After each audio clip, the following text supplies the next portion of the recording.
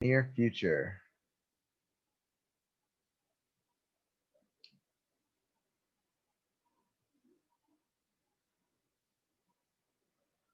Implications for psychologists and others.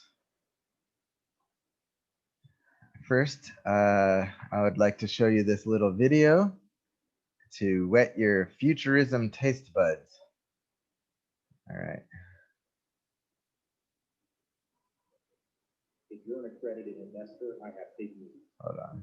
In the last 12 months, I bought 5 major companies. I offshore import, lands, and Okay. So now we've watched that little something to whet your appetite for the near future, talking about the near future. Now, so this lecture starts with a brief history of the industrial revolutions. First, there was the first industrial revolution, which we could call 1IR, 1 for first, IR for industrial revolution, was driven by engineering, used water and steam power to mechanize production. Workers went underground for coal energy and into factories for manufacturing, and employers knowingly ran businesses that paid workers not just for their time, but for the cost to their health, because coal miners were known to die young but make good money for their family, and there were simply not enough good jobs available that people could be very selective about what they wanted to do for a living. So the coal mines hired the miners and paid them good money because statistically they were going to die young. The conditions in the mines were uh, unhealthy and dangerous, and so that was how that worked. Then there was the second industrial revolution. This was driven by electricity, which was used to power the mass production of goods for society. So that mass production and electricity allowed society um, to be more efficient, and with greater efficiency and greater wealth came more humans. So uh, people, as technologies were increasing, people's lives increased in lifespan, and anyway, lots of things were happening, and then we got on to the third industrial revolution, driven by information technology to automate mass production. So not only are we producing with uh, not coal power anymore, but now electrical power powered with and overseen by information technology.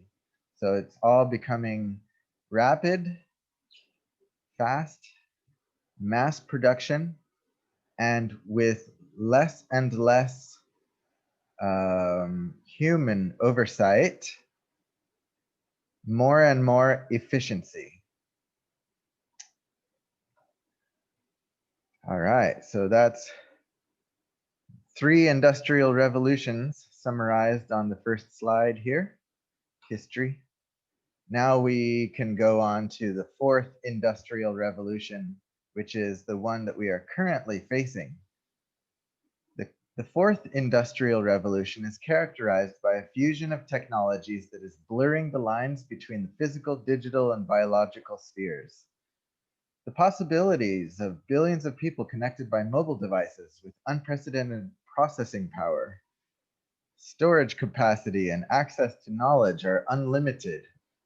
As Elon Musk mentioned in the video we just saw, we are now walking cyborgs because we have our powerful digital devices that operate as a second brain that we can use um, to accomplish what our own wetware or our biological brains cannot or are not practiced at doing. Things like remembering uh, and yeah, mostly remembering and holding information in readily accessed stores. The internet does that for us now. So we can record a person's daily life through their mobile phone location and all kinds of data that's being collected through mobile phones now. So we know about our own lives, not only through our eyes, but also through our phones. Both, so we are now, we have many sensory detectors, not just the five senses and our other kinesthetic senses, but we also have phone senses because the phone can, our smartphones can detect a lot of information that we ourselves fail to detect. And our phones gather that and store that information and we can access it. So it's like this is another brain here, and that we are pretty much walking cyborgs now, or biological cyborgs. Well, obviously. Anyway, yeah. When this data is monitored for a long period of time, we can get to know a person's lifestyle habits, such as the workplace, the supermarkets they like to shop at, their restaurant preferences, and all kinds of their preferences, the times that they like to engage in various behaviors, their personal preferences.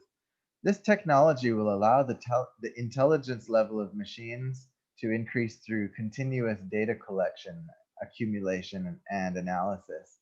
Right now, that data that is being collected is all being funneled into large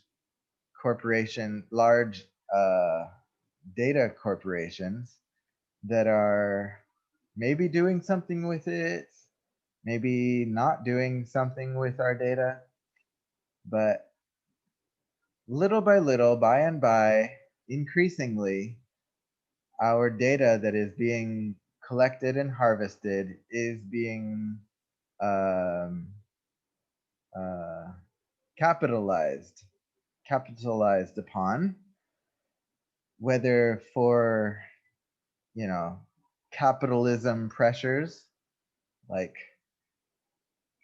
advertising and selling more products. Maybe sooner or later it will be for non-capital reasons. Maybe it will be more about predicting and controlling humans, or anticipating and providing for humans before they know what they want and before they know what they need. So we are really at very interesting times in human history where a lot of things are new and different now than they ever have been before. Any thoughts or comments or questions?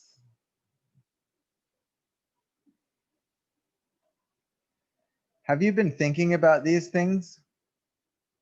Have you been wondering about them? About Worry? my data being taken.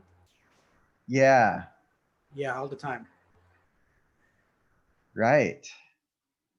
I used to be bothered by that as well until I taught this class last year and this lecture, and I faced the fact that um, privacy, which is something that uh, we've grown up and we've sort of taken for granted that we have privacy.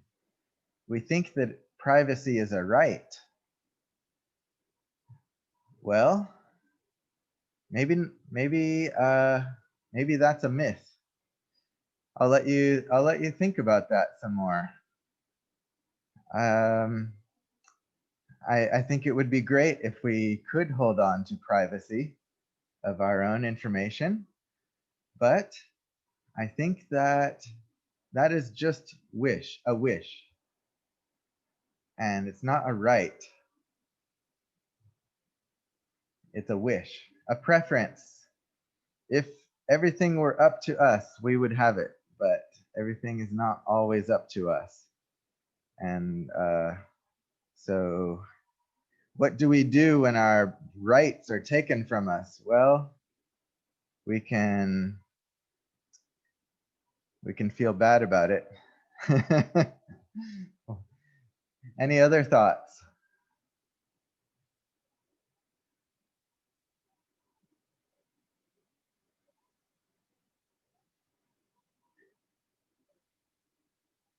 All right.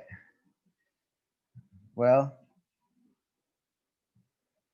I guess I encourage, I mean, on part of me wants to encourage you to fight for your rights to privacy, but a more realistic side of me is saying the sooner that you can give up that thinking that you deserve privacy, maybe the better off you will be, because I don't see privacy increasing. I think it's decreasing rapidly. Uh, and so, yeah, I guess that's all right. Um, any thoughts? I'll go on then.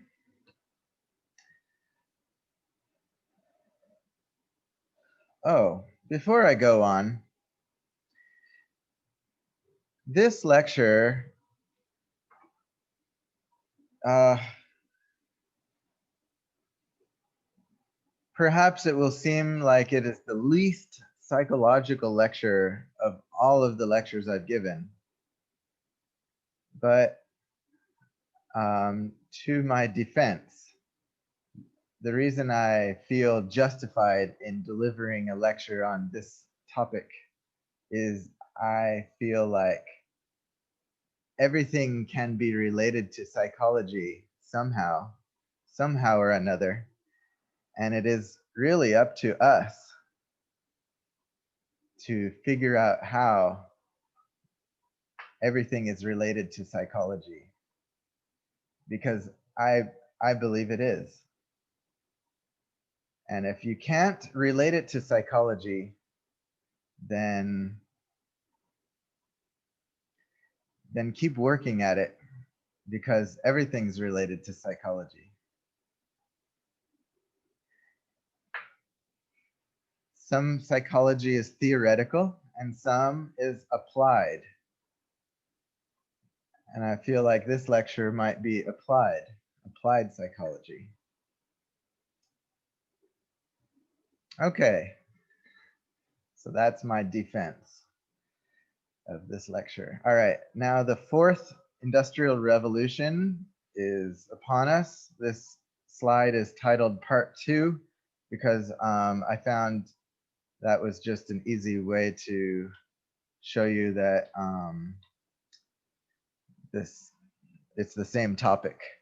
So Moore's Law, back in 1965, Gordon Moore, who is the co-founder of Intel, which we know is a major computing company, a seller of Intel computers and software and stuff, so Gordon Moore observed the number of transistors packed per unit of space doubled every 2 years. And now we know that it is actually doubling every 18 months. So maybe it started a little bit slower when he noticed it, but it's now a regular, constant pace. Every 18 months, we double the space efficiency, how much we can compact our transistors per unit of space. So using this very stable trend allows us to make predictions about the computing landscape of the future. So Gordon Moore introduced this in 1965, and people like Ray Kurzweil, who I'm not mentioning further in this lecture, but I am a fan of his, and I recommend, if you ever are interested, to take a look at his work. Take a look at Ray Kurzweil. Um, he's a futurist, and he has a lot of interesting things, and I think very important things to say about the future, if you're interested. He says, "We stand," or I'm not sure who gives this quote. Maybe it's Gordon Moore. "We stand on the brink of a technological revolution that will fundamentally alter the way we live, work, and relate to one another. In its scale, scope, and complexity, this transformation will be unlike anything humankind has experienced before." I don't know who quoted that, who wrote that, sorry. But a Google search would figure that out. The fourth industrial revolution, the qualities of this revolution that make it unique from the previous industrial revolutions are, particularly and most importantly, that it is exponential. It's not linear like the others seemed to be. It disrupts all industries. It's going to disrupt concepts of privacy and ownership. So ownership might also have to go. Today we buy things with money and they belong to us. Maybe in the future, you will not own things, but you will rent them. Maybe renting would be more efficient after all. Uh, anyway, disrupting even the meaning of human with augmentation, biohacking, driverless cars, smart robots, virtual reality, the Internet of Things, connected devices, artificial intelligence, 3D printing, and I guess the list could go on, but I think this list captures the biggest and the most important categories, particularly uh, human augmentation and virtual reality and artificial intelligence. And yeah, and all of this stuff interweaves, interacts with one another. So 3D printing, for example, will be part of the Internet of Things and connected devices, etc. All right.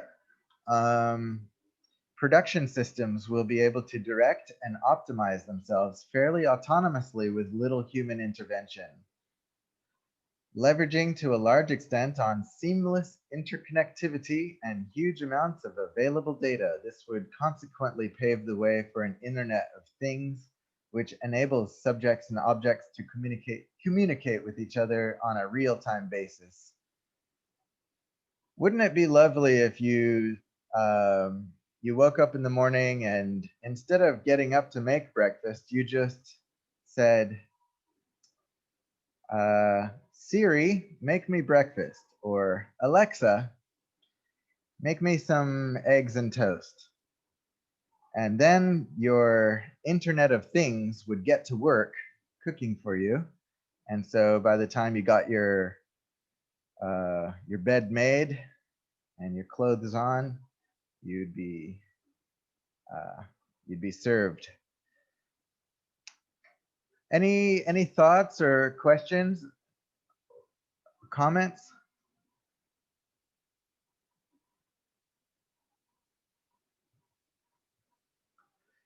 Does this future sound exciting to you? Sounds convenient.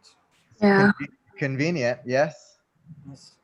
Right But on. then, yeah, I guess we, like in the future, if the Internet of Things do everything for us, we might like not be able to do it by ourselves. Great point. And I think that's a great point, and I think that's going to be a chief concern for us as we move forward. Right now, we already use our phones to be our source of memory. Of course, you guys have very good memories and you can remember For example, whether I gave a lecture on spiritual psychology last week or not. You know it did. And you can remember all kinds of things, but more and more, our phones are doing the job of remembering things for us. If if if machines do our jobs for us, there's no reason for us to do them anymore. And if there's no reason for us to do things anymore, there's no reason for us to know how to do them either, right? So you're getting at the issue that's going to become very contentious more and more as we go forward. Thank you for raising that point. Any thoughts? Any other thoughts?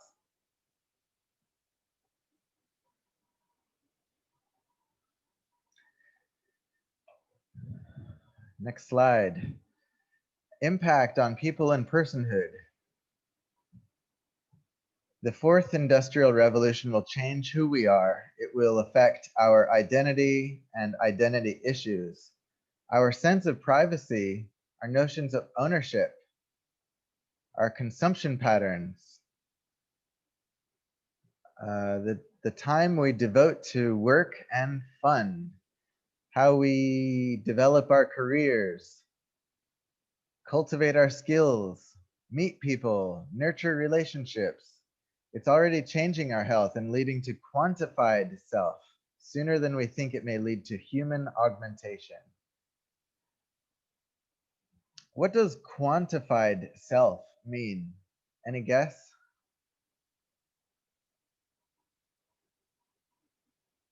Say again. What does it mean, a quantified self?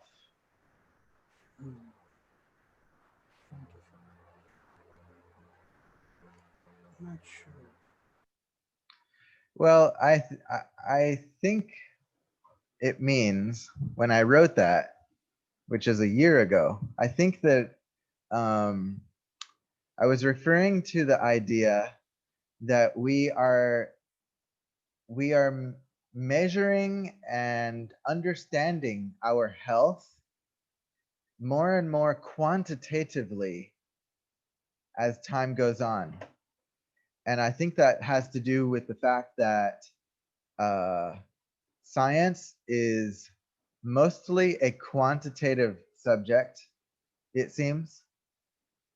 We use statistics and numbers in science, and performing science and medicine and science go hand in hand. So as we are changing, as we are putting the power of medicine and science into our hands with phones, we're becoming more and more quantified in our analysis and our understanding of our own health. And it may be more than just health.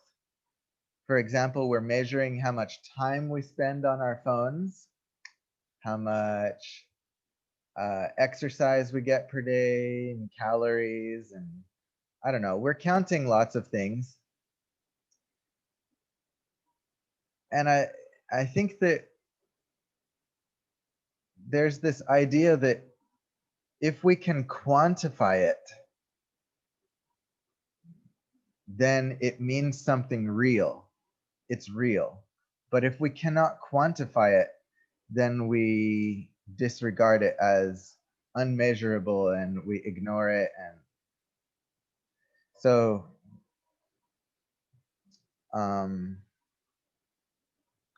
I think the idea of a quantified self is forgetting the qualitative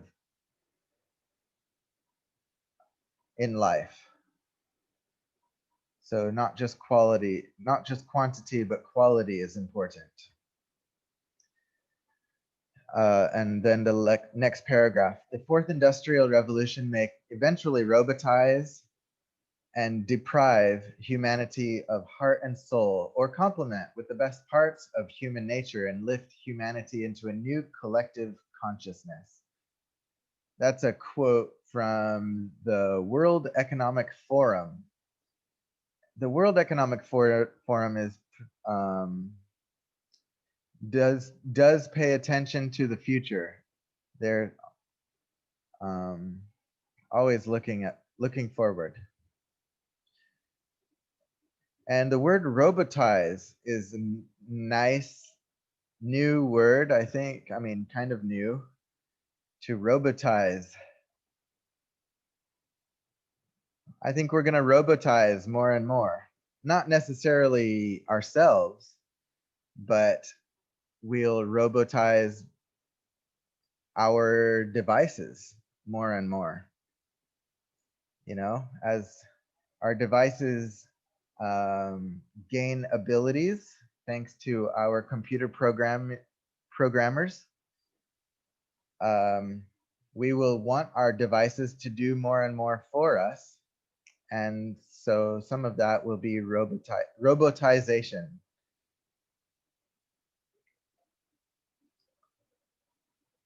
But it does not have to deprive humanity of heart and soul. It should not deprive us of our heart and soul. So we must not let that happen. Rather, we should allow our devices to complement our human nature and lift us up and make us more and better and have more high quality lives and more knowledgeable lives and more effective, efficient, beneficial. So I hope that this lecture does not demoralize or give you a pessimistic outlook about the future, because although some of these things, much of this lecture is looking at the possible threats to humanity, but I am optimistic and I believe that humans will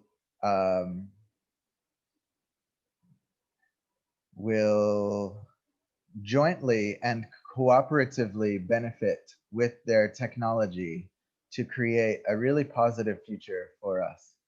So that is what I believe, and I hope that you are able to maintain an optimistic outlook also as we go through this information and as you go forward, anticipating the future in your own future.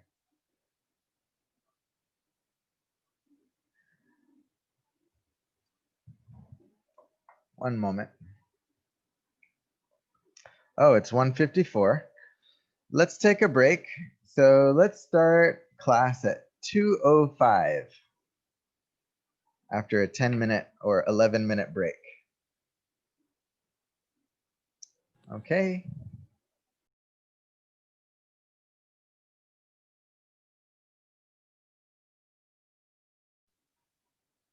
Hi, welcome back from the break. It's 2:05, 2:06 now.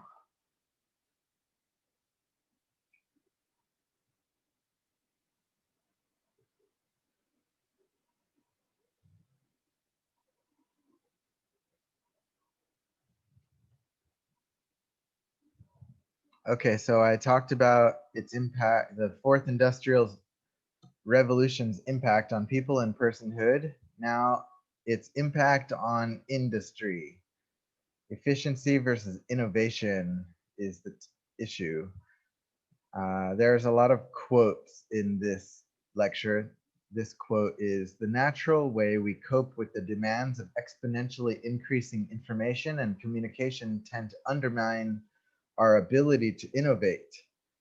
The answer clearly is not to be found simply in ever more productivity. Our success as organizations will depend on our ability to navigate the tensions between efficient production and inefficient experimentation, that is, the research and development part is slow.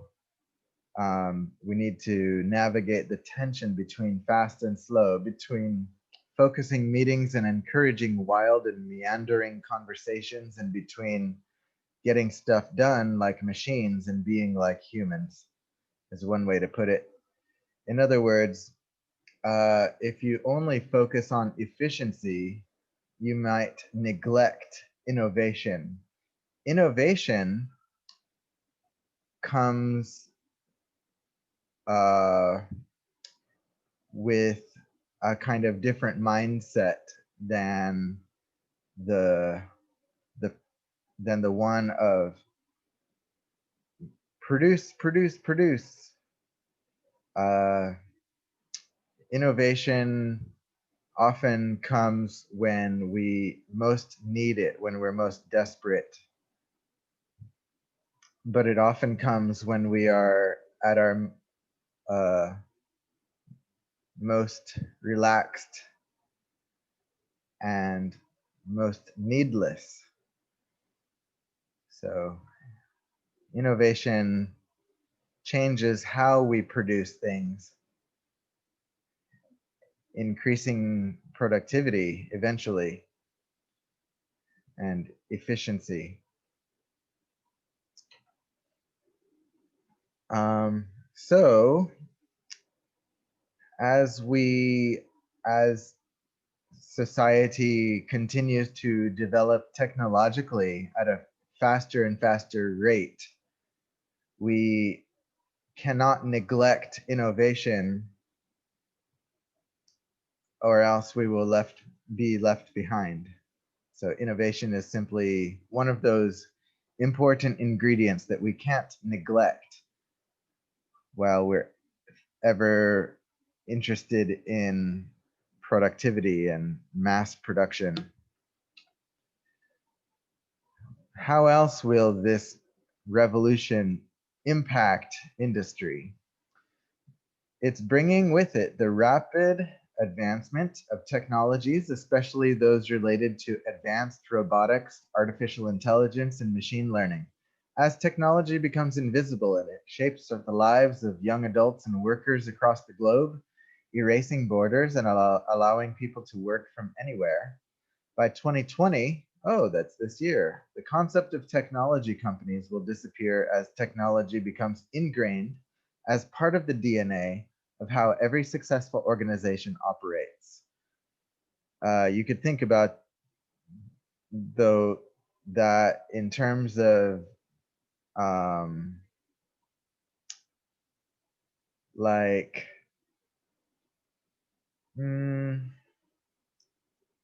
Google, I say Google, as well as other social, like many social medias, are simply becoming ingrained as part of the DNA of the success of academia and education. If agility, efficiency, and augmented intelligence with your own data is not part of how you create value for your customers and users, chances are you're falling behind the next wave of breakthroughs within your industry. Those are some key words: agility, efficiency, and augmented intelligence. Augmented intelligence is simply adding some kind of AI, or if it's not like what you call AI, it may be something dumber, like a dumbed down version of AI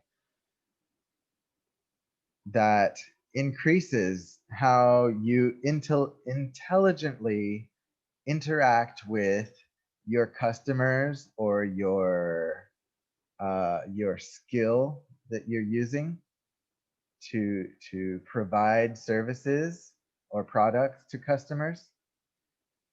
So the use of intelligence, artificial intelligence, to help us produce our own products and services better at higher quality and higher quantity is what we're talking about here. And efficiency, we've already talked about. Efficiency is simply the speed and minimizing of resources required and space and time.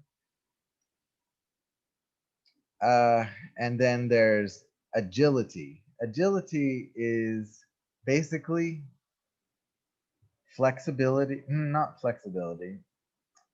It's like flexibility. It's like, yeah, it's like flexibility combined with ambition. So we'll talk about this word agility more in later slides. Any comments or questions?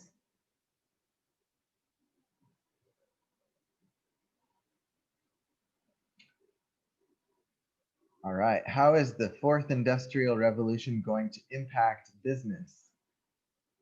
It will affect customers' expectations, product enhancement, collaborative innovation, and organizational forms. A world of customer experiences, data-based services, and asset performance through analytics requires new forms of collaboration, particularly given the speed at which innovation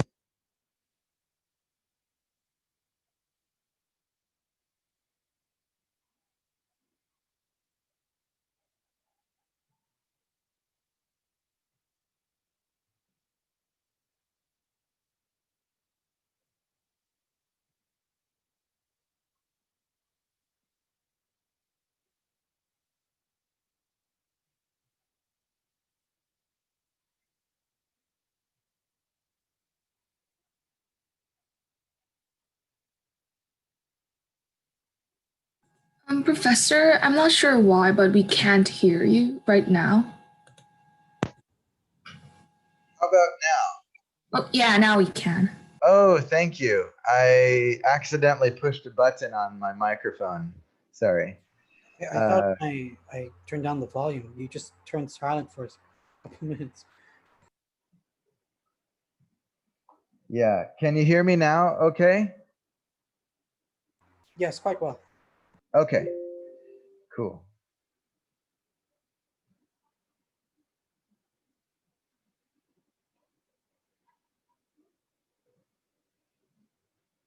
Uh-huh. Let's see. So the fourth industrial revolution is going to disrupt everything. That's one summary of this lecture. And included in that statement of everything is business. Now, when I say disrupt, I don't mean it's going to destroy, but it is simply the changing of the landscape so that everything has to change to keep up and to adapt to the new landscape. And the new landscape is summarized in this lecture. So that's going to put a demand on businesses. They will have to innovate massively over the years, little by little. It doesn't have to be all at once, but the companies and businesses and corporations that can adapt continuously are going to stay fit for survival in the modern world. And they will have to be more innovative than previous generations because the landscape is evolving more rapidly. So because the landscape is evolving rapidly, that means that all of the players also have to evolve rapidly. And the players are you and corporations, businesses, and governments. So let me go on with the lecture. Impact on workers. Between 2000 and 2010, of all the jobs lost in the US, over 85% were lost to new technologies. That's 1 decade. That's most jobs. Sorry, most of the reason that jobs were lost was due to technology. That was the biggest reason by a long shot. A lot of jobs will disappear, and there will be a lot of new job requirements. The most in-demand occupations did not exist 10 or even 5 years ago. Our skills aren't keeping up with technological advances. That's a quote by McAfee and Brynjolfsson. The jobs that are most at risk are those which are on some level routine, repetitive, and predictable because they are possible to replicate through machine learning algorithms. And that's a very easy to understand. That was a quote by Martin Ford. I don't know who he is. People will be working with robots and machines, not competing with them. Automation is blind to the color of your collar, is a nice quote by Jerry Kaplan. That means that it doesn't matter if you are doing like low skill labor or medium skill labor or high skill labor. It doesn't matter if you are a construction worker or a doctor. Automation is blind to the color of your collar. It doesn't matter whether you're a factory worker, a financial advisor, or a professional flute player. Automation is coming for you. A quote from theguardian.com. So the fourth industrial revolution will have an impact on businesses, on workers, on industry. How about on government? The ability of government systems and public authorities to adapt will determine their survival. So just like it is for individuals and businesses and corporations, so it is for governments as well. Everyone has to adapt, and not only individuals, but organizations have to adapt to determine whether they will survive or not. If they prove capable of embracing a world of disruptive change, subjecting their structures to the levels of transparency and efficiency that will enable them to maintain their competitive edge, then they can endure. A government that cannot evolve will face increasing trouble. Current systems of public policy and decision-making evolved alongside the second industrial revolution. Decision makers had time to study a specific issue and develop the necessary response. The whole process was designed to be linear and mechanistic, following a strict top-down approach. And that top-down approach was from high-level political leaders, people who are powerful, and then they feed messages down and instructions down through in the form of policy, rules, decisions, management decisions. At any rate, it was relying, current decision making and current policy making relies on human organizations, and human organizations are hierarchical and they're human, and they are subject to human flaws such as lack of transparency, the need for power, um, um, lack of efficiency, old, outdated thinking and outdated models. And so human organizations are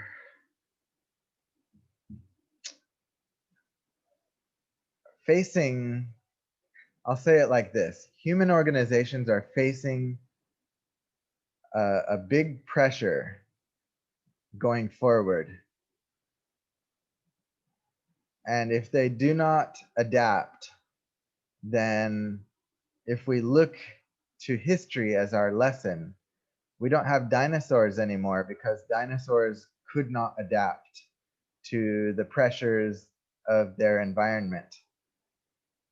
And the same should be true today as was true then. So we must adapt, and human organizations must adapt if they are to survive in their whatever form. Probably they have to change their form somewhat to survive.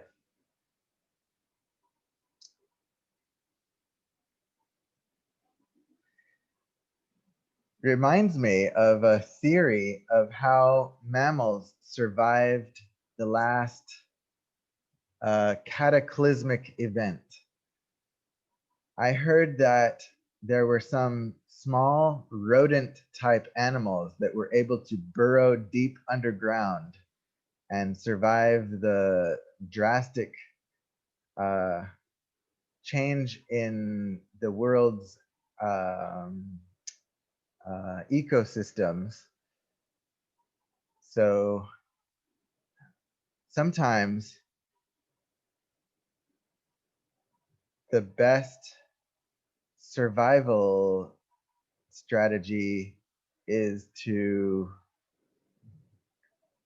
uh, be very innovative and very like thinking outside of the box. Even if most mammals lived above ground, maybe, you know, it depends. Like depending on the survival pressure, we may need to make really extreme survival decisions for the survival of whatever it is, whether it's the government, survival of the government, survival of the corporation, or survival of the species, for example. So each organism needs to think outside of the box and be willing to be flexible and willing to change their shape. I think that's a really good way to put it. To change their shape or their, yeah, to change their shape and their function.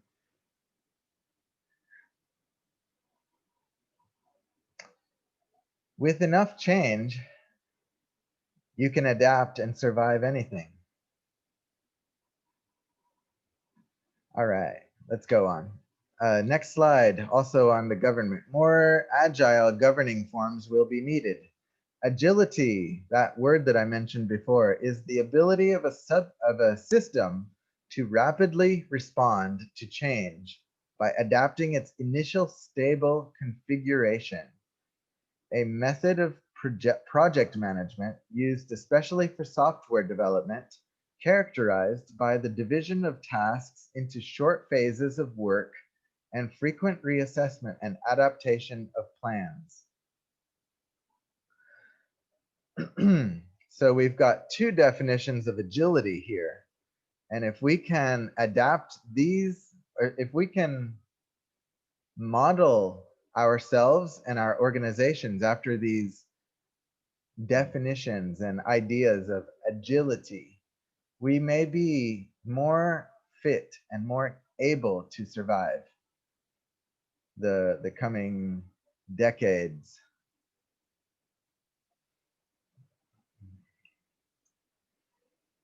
Someone asked if we have to remember these quotes No, you have to understand the basics, the basis of them, or the the point of the quotes. So I hope you kind of get a takeaway message and understand what I'm trying to imply or say with too many words on these slides. Governments and regulatory agencies will need to continuously adapt to new, fast-changing environments. Today's decision makers are too often trapped in traditional linear thinking or too absorbed by the multiple crises demanding their attention to think strategically about the forces of disruption and innovation shaping the future.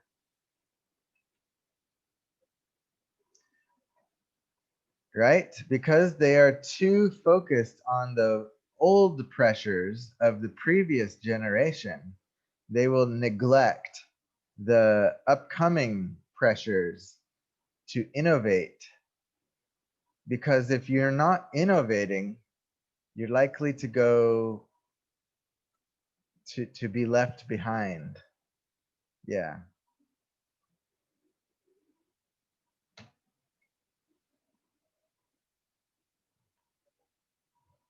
How about the impact on human resources? Because a lot of psychology majors may move into human resource careers. HR managers, that's one possible career, looking to future-proof their workforce should think about these three things: identifying the skills for your industry, look to harness new digital skills among the current employees, and recruit and pay attention to digital skills when recruiting new employees, and train the current ones that you have so that all employees are continuously digitally skilled and increasing their digital skills. Asking the question, is the company digitally focused? Some organizations are already trialing 3D printers and drones in order to get ahead of their competitors and keep up with the technological trends. So how long before we start ordering food and drinks from drones, or receiving our food from drones instead of um, Grab and other companies that deliver on motorcycles and in cars? If we can get our food delivered by drones instead, that would save time, pollution, um, money, because you don't have to hire someone to drive. So that kind of thing. It's true. We've got to think about how to use these technologies to get ahead of our competitors, to stay ahead of the technological trend, and to ride the wave, the technology wave. Take advantage of it instead of being left behind, uh, out of date, outdated. Right. Okay. And third step, or third advice, is networking and interacting. Workplaces should invest in new forms of communication and collaboration to coordinate virtual teams. I think that's something we already see, but we're going to see more and more of that. We have to be in virtual teams more now because of COVID. So in a way, COVID has given like a springboard for companies to think more about networking and interacting in virtual teams more now than they used to before COVID happened.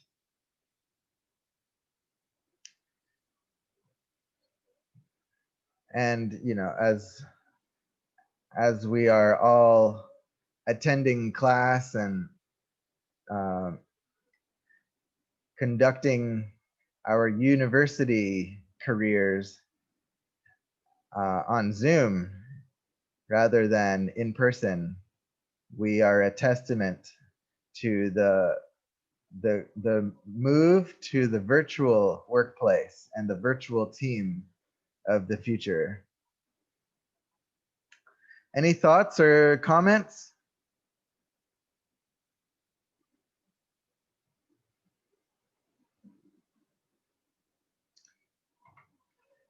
Impact on education. So I started to talk about education. Here's a quote from medium.com. Heather McGowan says, education implies there is a path toward a definitive finished state wherein an individual becomes packed with knowledge, thus educated. However, in a world of accelerated change with rapid disruption cycles in industry and with rising automation, that end state of being educated is just no longer meaningful. An individual must have learning agility, the ability to learn, adapt, and apply in quick cycles. So what you learned last week, you have to adapt it and apply to your learning this week, for example. That would be learning agility. I like that word, learning agility. I didn't hear it before I came across this quote. Learning agility, just like business agility or any kind of company, corporation agility or worker agility, learning agility is putting to use what you've learned in your future learning so that you continue, so that you are most adapted and most current in your ability to learn and take advantage of what you have learned. Next quote from John Lauder at LinkedIn.com. He says, until today, individuals are educated and trained for expertise and knowledge. Then they're employed to use their knowledge to do their work for decades. However, our reality today is that rising machine intelligence can render anything that can be codified, both digitized and automated, which then means that the job is gone. You don't have that job anymore. So his point is we're rapidly losing our jobs. And the rest of the quote, this reduces the value of each individual stock of knowledge and ability to monetize a single dose of education over a career lifetime. That means the old model of education is rapidly disappearing. Whereas it used to be the case that you invest 15 years of education or maybe 20 into whatever field and you specialize and then you're an expert and you capitalize on your expertise for the rest of your life. That is an old, outdated model, unfortunately. I say unfortunately because a lot of people, maybe not you, but a lot of people think that education is work and that it's an investment and they hope to cash out on that investment for the rest of their life. It's like you invest some and then you profit for the rest of your life. But maybe now we need to change our mindset about that. That old model may now be outdated and we may now need a new model. The new model would be something like education is to keep up so that you're not left behind in a rapidly evolving technological world.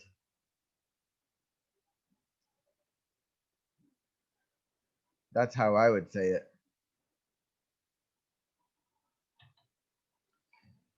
Continuing on this subject, on this topic, education needs to strategically utilize the Internet of Things to prepare the coming workforce for the challenges ahead, combining the strength of the traditional higher education with increasing trend of massive online open courses, or MOOCs for short, is a necessary step to scale quality education. That's uh, that's someone's opinion. I didn't put quote marks around it, but I got all of this lecture from various sources, and so one one belief or one prediction is that the massive online open courses will be the education of the future, and I can see how that is already the case and becoming the case more and more. So I think Um, it's, yeah. for like last year when I was still a high school student, we had to do our sats online, and Hmm. what was it like? People that they made like the what you call it? I forgot who makes these the sats, the APs. They created this like a video lecture on YouTube where like you can go in live and watch like tons of videos that covers pretty much everything in the exam. At the same time, they don't. They just sort of they put in stuff that should be on there and stuff that isn't there in the current year as well.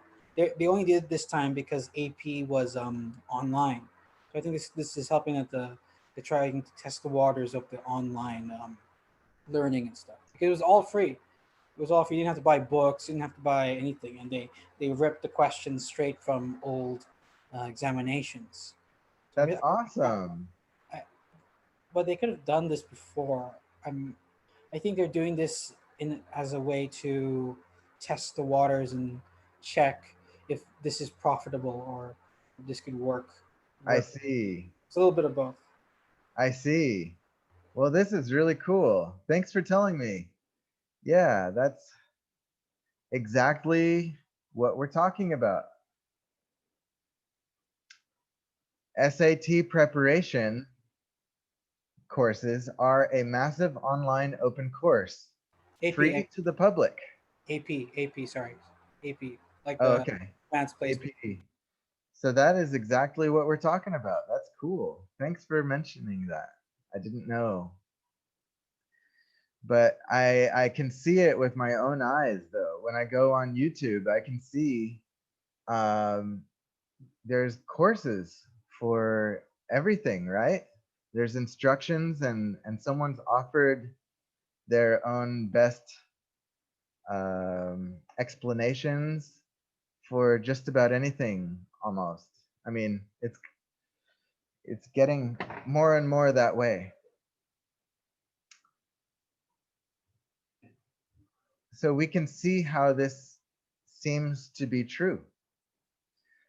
At times where the boundaries between the internet, the physical world, and people are becoming more blurred, location is losing importance. Education is being connected to mobile devices through applications in the cloud and is no longer limited to knowledge but extends to skill acquisition. Physical boundaries are no longer barriers to education. You may be among the final generation to commute to university. And I wrote that before COVID happened. Future learning will likely take place in cyberspace. Uh, it's not taking place in cyberspace yet, um,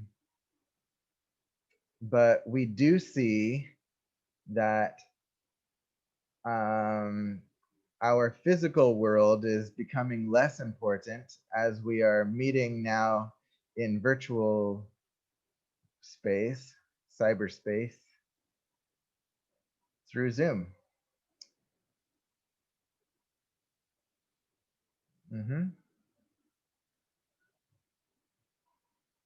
And the acquisition of knowledge, like you're doing now by coming to class, is extending to skill acquisition when you look up a YouTube video, how to cook pasta, how to make the perfect this or the perfect that. We are using our devices now for skill acquisition. It doesn't have to be a mobile device, could be a PC or a tablet, but tablets are mobile. Yep. Third slide on education. Education is increasingly becoming just in time rather than just in case. It is more about what you need to know for a certain time rather than compiling knowledge that may never be needed.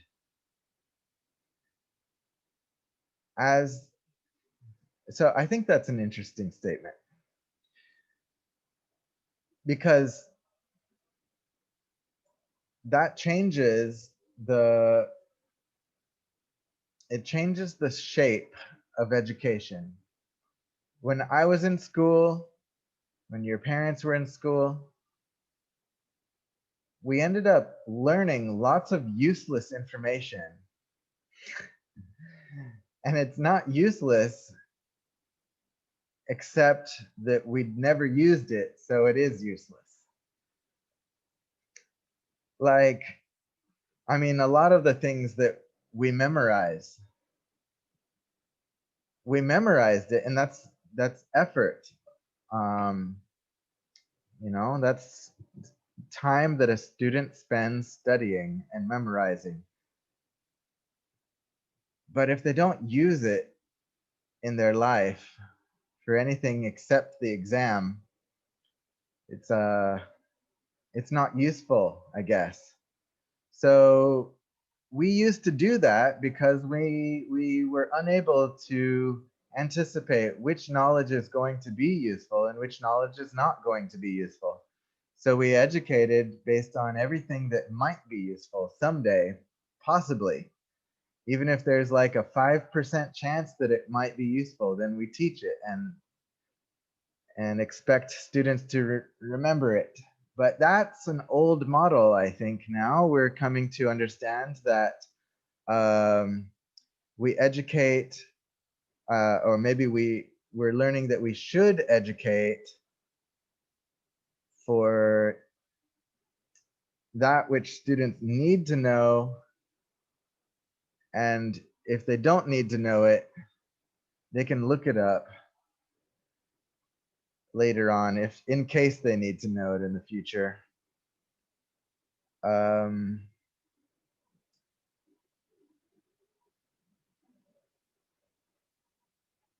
so sorry, I kind of deviated a little bit into the philosophy of education, um, but that's relevant because um, it's becoming harder and harder to anticipate what students will need to know and what they won't. So let's see. So educators like myself are also under pressure from the fourth industrial revolution to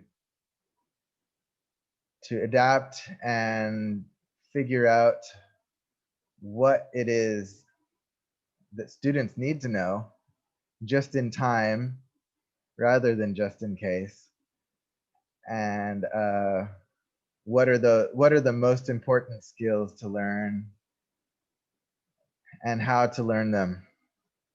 Yep. Education is no exception to the pressures of the fourth industrial revolution. As the need for future skills evolves to become more interdisciplinary with critical soft skills becoming essential, organizations will need to adopt a new approach to learning. The public sector needs to consider how to better prepare students for future work integration based on the skills of the future today. All right, so how do we use skills that are needed in the future? How do we start to integrate those skills into our current today's workforce? Well, we would have to anticipate the future a little bit. So anticipating the future is becoming a need for industry and organizations and individuals. And that's something that I've been realizing a lot only in the last year or so. Higher education and other organizations need to prepare the next generation for the mindset of lifelong learning.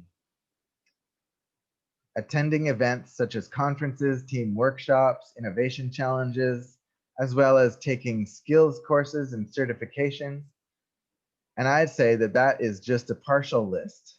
We might find that what we used to call a certification course may go under a different name and title in the future. And conferences may change the way that they operate. And workshops may change the way that they look and operate. So if you're um, if you're only keeping your eyes open for a narrow handful of opportunities for learning, you might miss a lot of them. But lifelong learning is going to become, or if not already, maybe it's already a thing that you are now gifted with or burdened with. The challenge, or maybe I should say the responsibility of lifelong learning, I believe, is already upon you and already upon myself. Future employers will recognize not just the degree, but the whole portfolio of your work. What does that mean? It means that when you apply for a job, it may not be so important that you used to work in some other related job before. More important might be how much you have learned across how many platforms, how rapidly, what diversity of skills have you learned, what diversity of, I don't know, education, employment, leisure, yeah, maybe even your leisure activities will become uh, attributes that future employers will look at. It's hard to say, but it seems sure that um, the new outlook and the new model for students is not to just be students in university, but to be students for the rest of your life. So that could be good news or bad news, but I think it's good news because learning can be fun and it should be fun. And life is about learning, in my opinion. And if it's not fun, then somehow you have to change your mindset or your orientation or your environment or your models or something, because learning for life, not just now in college, but henceforth, it it looks like if you want to be very successful, you have to do that. All right, fourth lecture slide on education. Higher education leadership needs to be less risk averse, especially in this world of disruptive change. Innovation and change are now prerequisite for survival.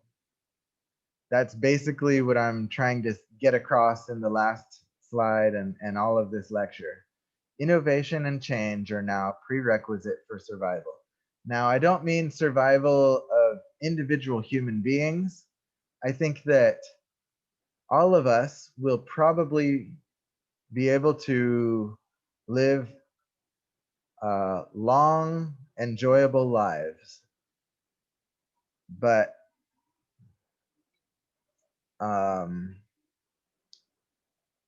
those who are more innovative and more open to change are likely to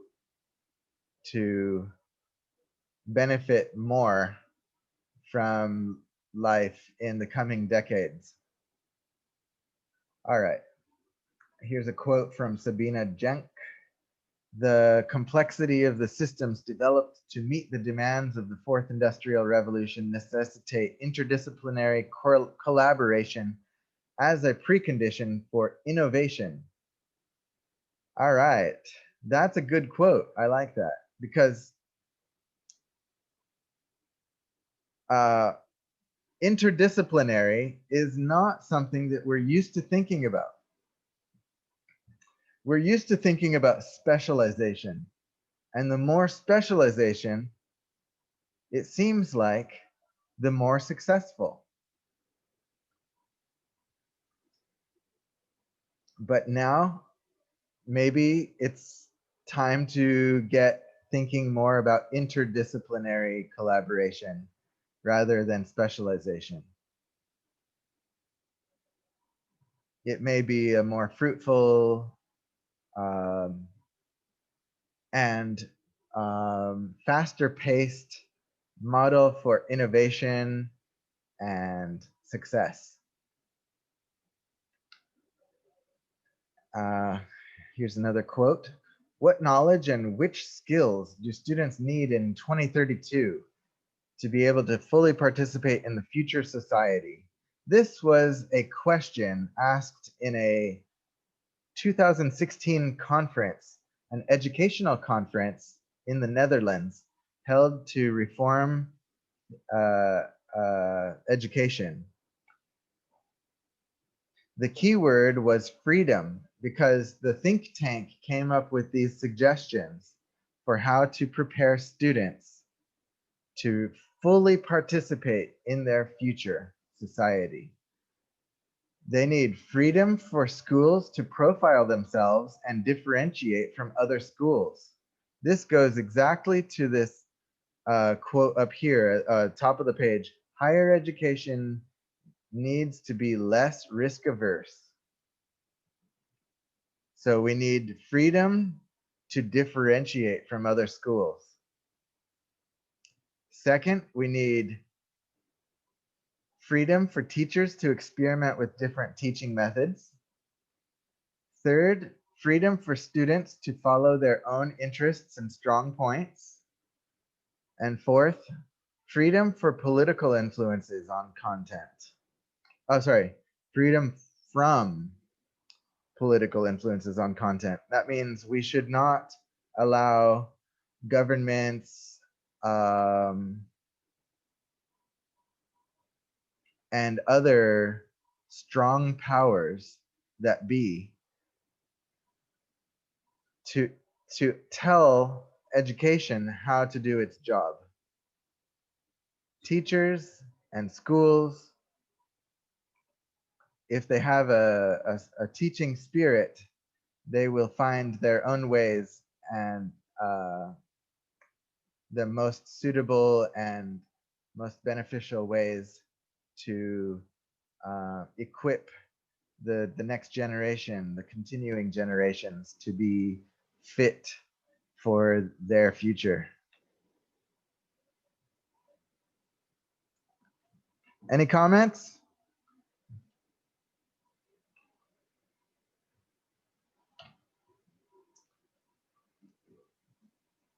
It's 2:56. Let's have another, this time 9-minute break. So let's start at 3:05. Take a little break.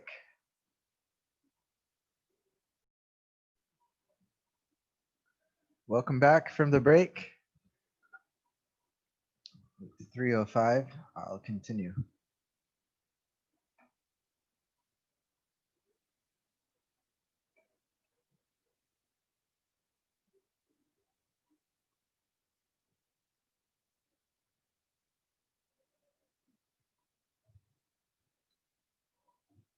All right, to stay worthy, we have to orient our trajectories.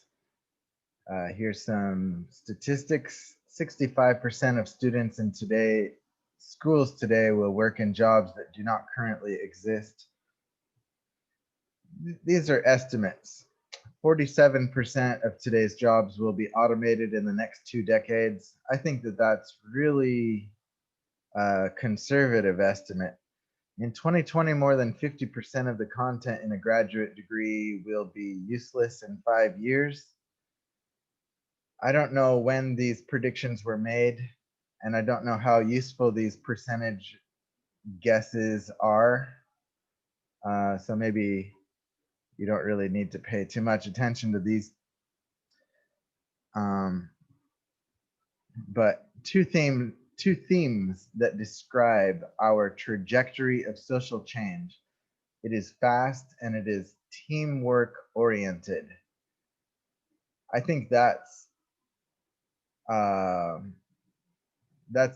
are two good takeaway messages from not just from this slide, but from previous slides. It's fast and it's teamwork oriented. Staying worthy, qualities. How do we stay worthy? That means how do we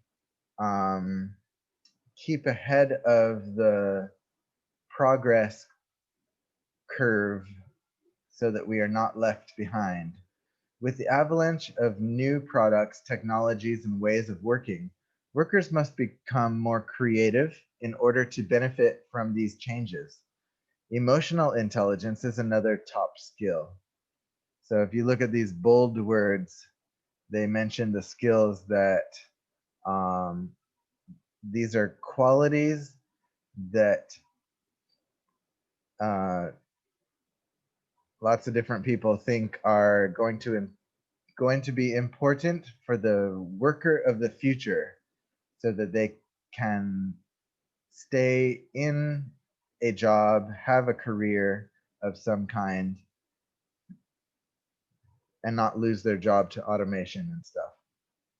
Teachers should teach students to be creative, resilient, and adaptable in a rapidly changing world. Tasks that can't be automated soon become more important. So if your job cannot be automated, for example, if you are a parent, that probably cannot be automated very easily, and so forth. Or no. Yeah, I'm teaching a class now. Can I talk later? 5 o'clock. Teachers should students also need to be critical thinkers and constantly sharpening their problem solving skills. Digital literacy is required to give students the adaptive abilities they need to participate fully in the workplace. Humans can continue doing things robots cannot do. AI can't reflect on things and empathize. So if your job involves reflecting and empathizing, then you're likely to hold on to your job longer because it cannot be automated. So all of these things, creativity, emotional intelligence, resilience, adaptability, critical thinking, digital literacy. And we might have also added collaborative, right?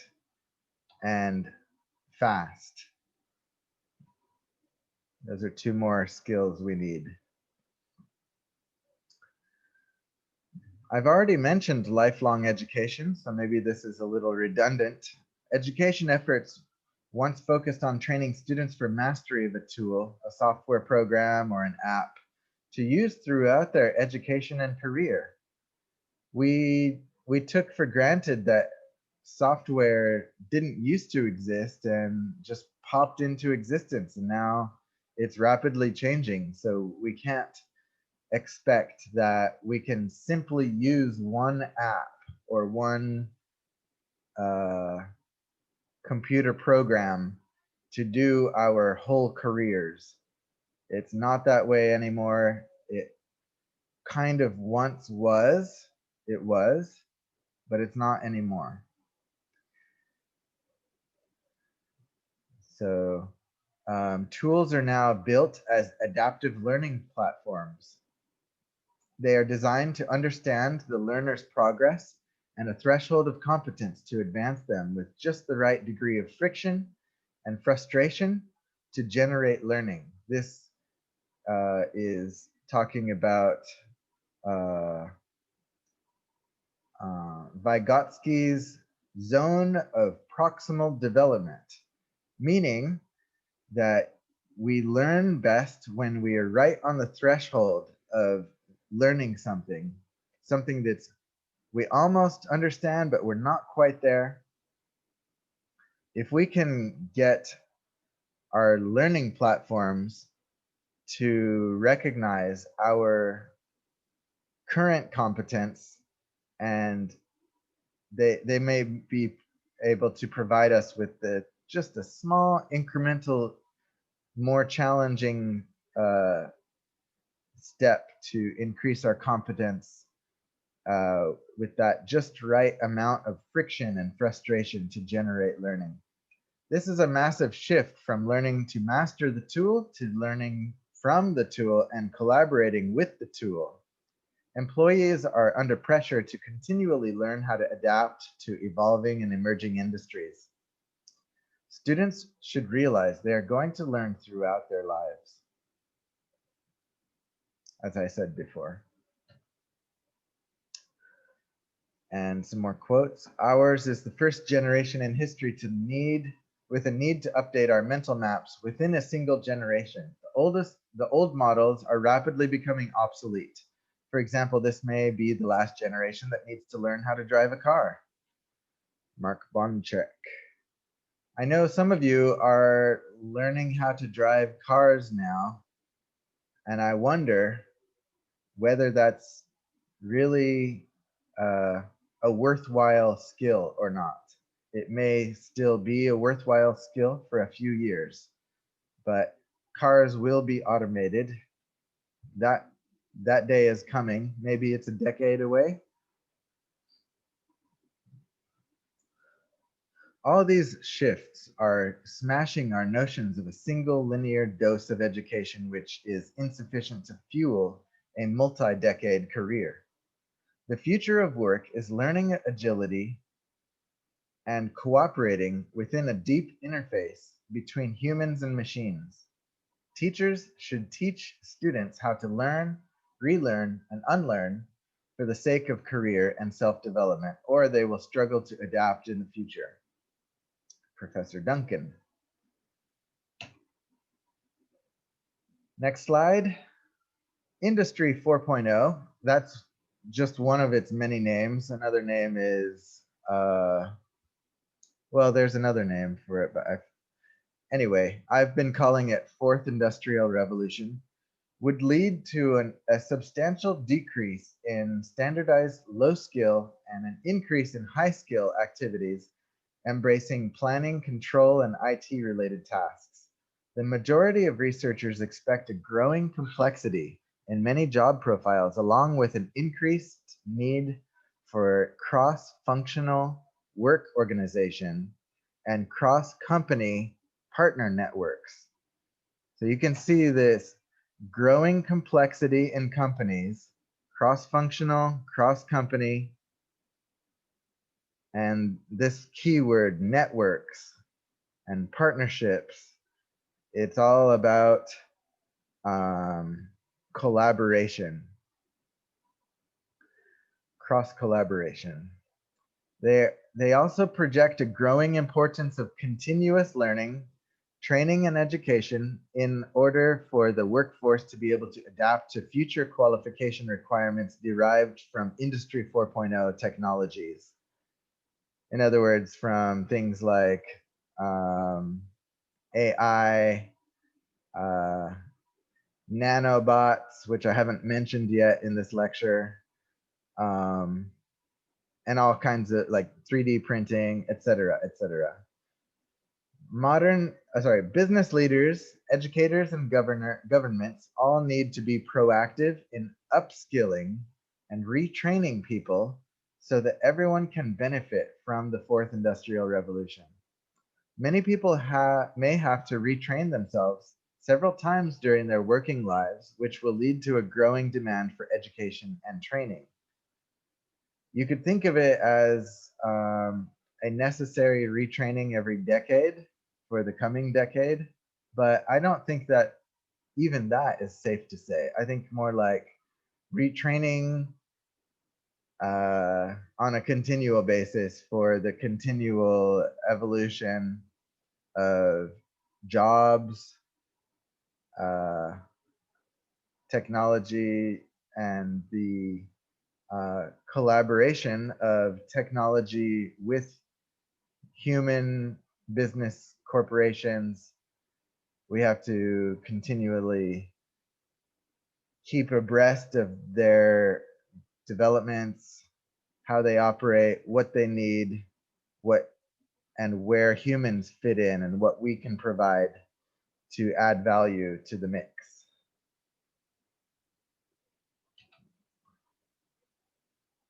All right, so what about job prospects?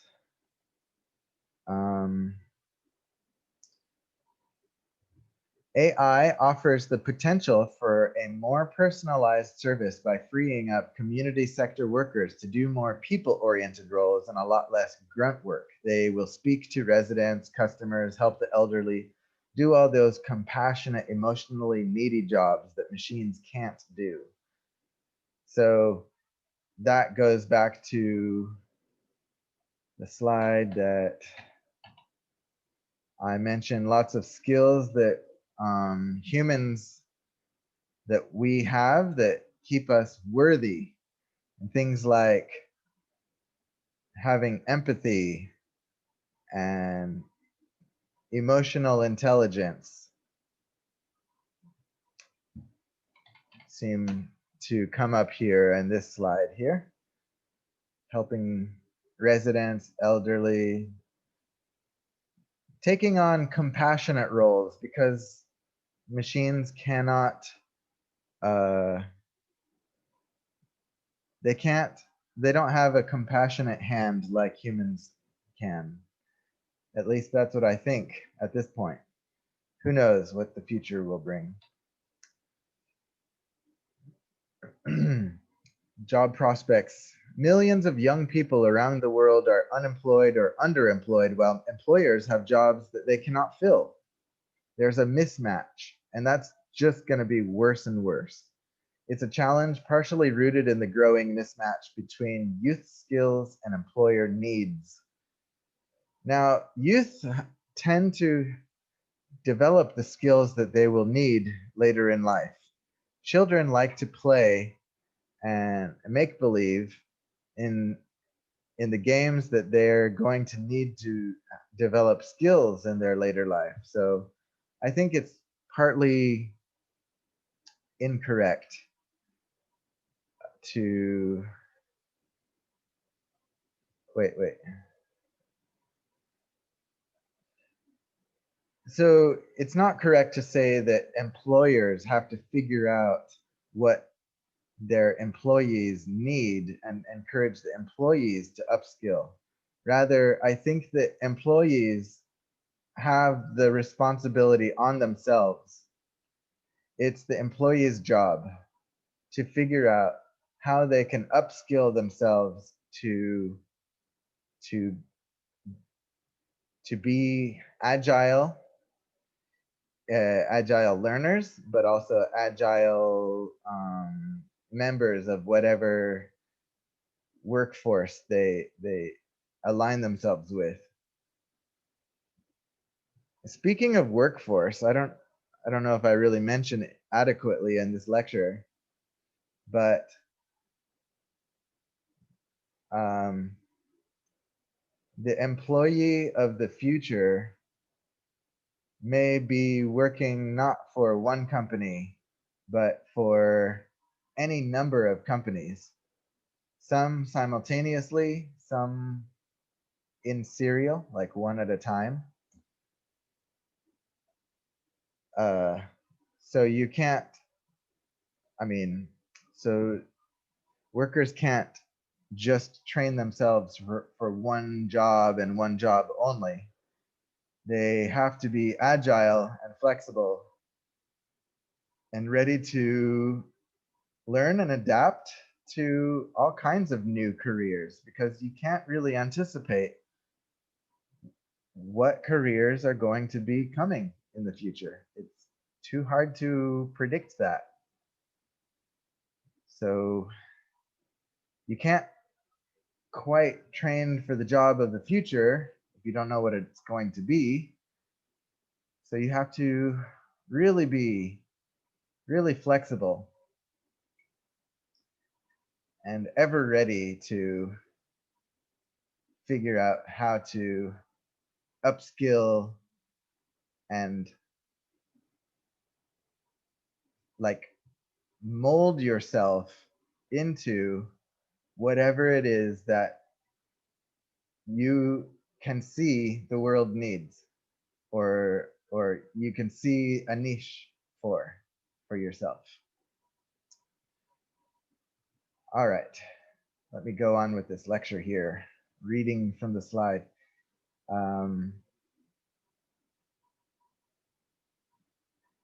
If unaddressed, the problem will likely intensify as the fourth industrial revolution, characterized by the marriage of physical assets and digital technologies, transforms society, economies, jobs, and people's personal lives. The outcomes of this revolution which is occurring in an environment of unparalleled global connectivity and demographic change, are likely to perpetuate and worsen existing chasms between those who are prepared for the fourth industrial revolution and those who are not. For the 1.8 billion global youth who today are between the ages of 15 and 29, this revolution will significantly change their roles as the future workers, consumers, and competitors. To sum up that quote,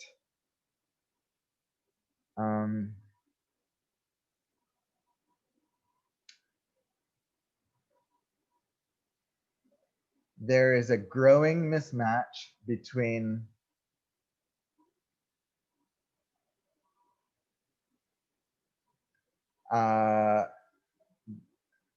sorry, let me say it like this. Workers are entering the job force less prepared than in the past. And you might think, wow, that's weird because education is so big and everywhere. Everyone's, it's not optional anymore. Everyone practically has to go to college these days.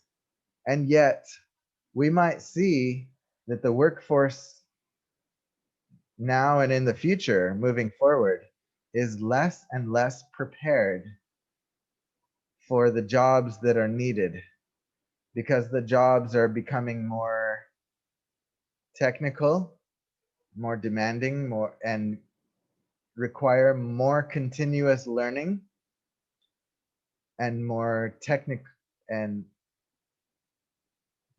technical learning, I suppose, maybe. I don't know. It's kind of like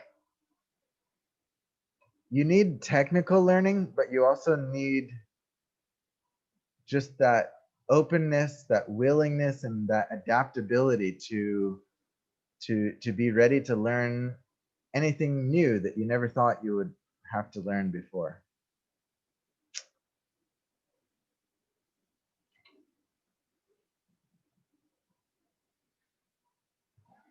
Okay, Fourth Industrial Revolution and Psychological Research. In 25 years, our data collection methods will probably build on the smartphone. Okay, sorry. Let me introduce this quote. This is Tal Yarkani. This is a well, like an established researcher, and he's being quoted in the American Psychological, I'm sorry, no, APA. APS is Applied Psychological Science magazine. The question was asked, what's going to happen in 25 years down the road? Make some predictions about, 25 years from now. So this is Tal Yarkani, and this is 7 years ago. He said, in 25 years, our data collection methods will probably build on the smartphone revolution of the 2010s. The data from millions of people will be openly available, shifting societal norms of privacy and confidentiality. Information that today we still consider private, GPS logs, social contacts, even whole genome scans. Instead of t-tests and ANOVAs and multiple regressions, which are our current statistical methods in psychology, we will shift towards the machine learning paradigm, testing models that can quantify effect sizes under a range of potential contexts and automatically suggest boundary conditions and moderators. Enormous models may be using thousands of predictors to generate diagnostic labels and identify optimal interventions. Patients won't care very much why the treatment works. They'll just be happy that they do work. And I say this about doctors as well. The doctors also won't care very much why treatment works. They'll just be happy that it works. Because as we move into the future of big data and powerful learning algorithms, we're going to give more and more of our responsibilities to powerful machine learning algorithms and paradigms, and we will have to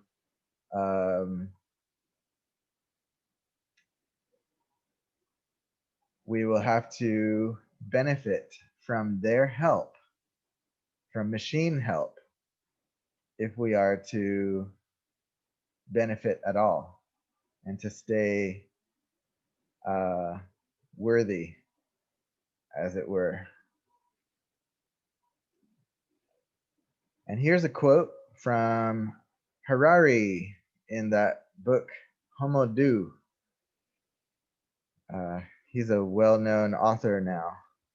In the future, however, powerful drugs, and genetic engineering, and electronic helmets, and direct brain-computer interfaces may open passages to these places, just as Columbus and Magellan sailed beyond the horizon to explore new islands and unknown continents. So we may one day embark for the antipodes of the mind. Brain stimulation devices are already under active research. Transcranial direct current stimulation changes the threshold of neural firing for major portions of the brain. And because it's so blunt in raising the threshold of stimulus sensitivity, it's not very useful yet. But if we are already using transcranial direct current stimulation in experimental research today, we can anticipate that there will be advances and applications of this research in the coming, I don't know, years, 5 years, 10 years. These are very interesting times because of the rapid technological advances. And I look forward to seeing, I'm kind of nervous and scared, but also look forward to seeing what we can do with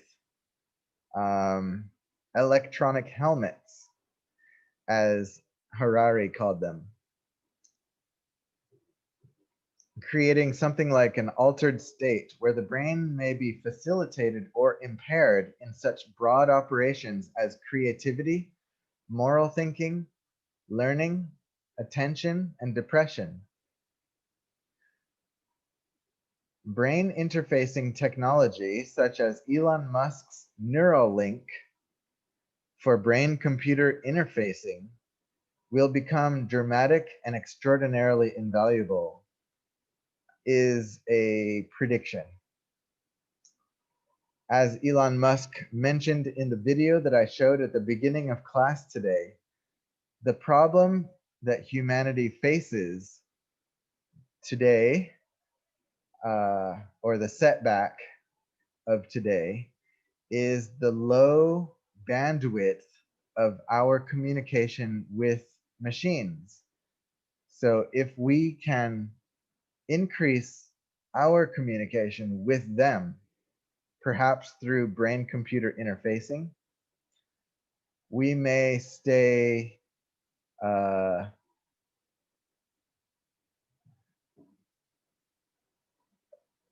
well, what I'm trying to say is we may remain viable as a partnership with machines.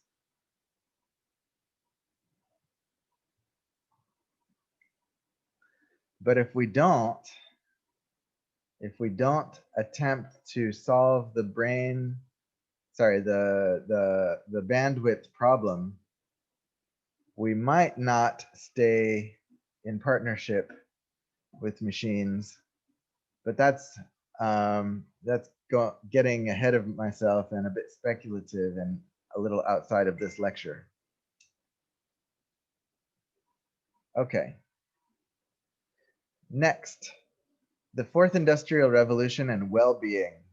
Psychologists can play a role in ensuring that people live full quality lives. With the fourth industrial revolution comes automation and therefore job losses, meaning psychologists would need to help people cope with change and self-esteem issues.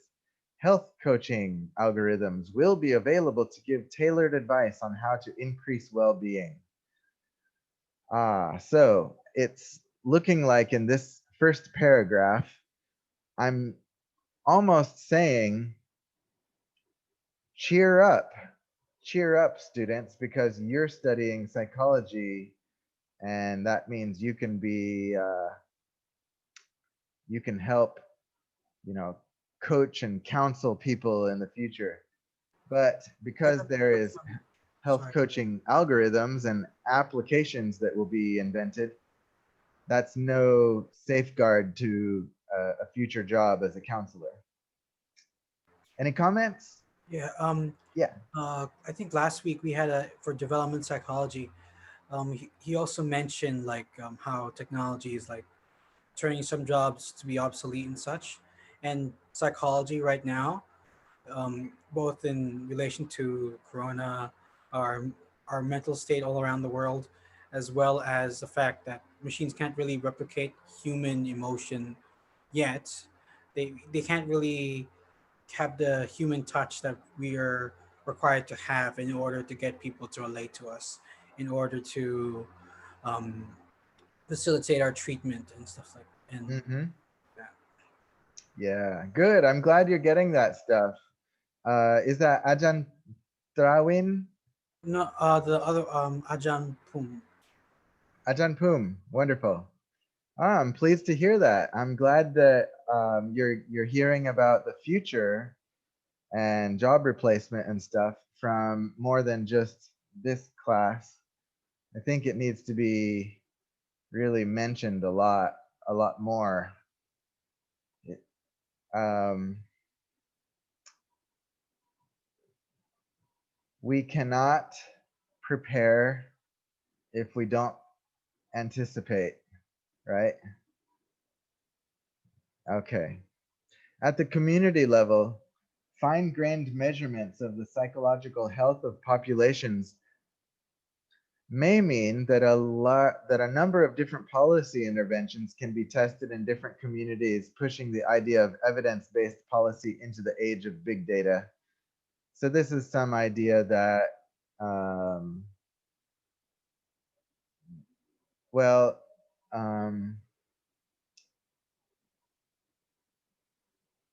let's see. Let me summarize this.